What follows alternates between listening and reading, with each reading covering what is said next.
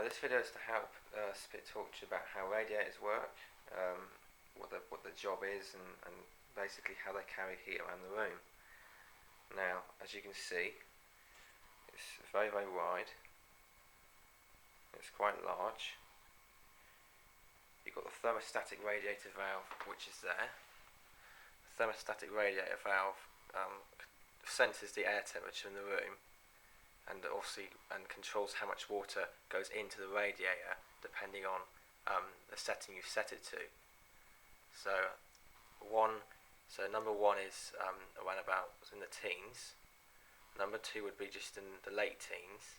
Number three would be in the low 20s. This is Celsius, by the way. And number four would be the mid 20s, and then the final setting would be in the mid to late 20s.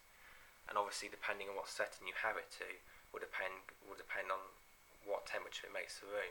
And what will also happen is, because it's a sensor, it will turn off when the room's reached the temperature you set it to. Now, also, by the way, an important note is radiators do not heat the room up by radiation. They heat the room up by convection. And what happens is the cooler air goes underneath the radiator, up underneath there, and it goes up the radiator. In fact, if I show you here, it goes up the radiator through these fins like that. See those little fins there? Those little bits down there. It's those bits down there, they help to increase the surface area and make the convection much more prominent.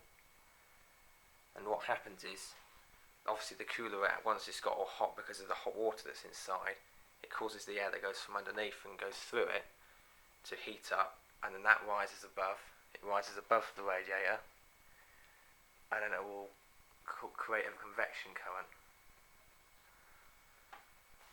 Okay, so that's how a radiator works.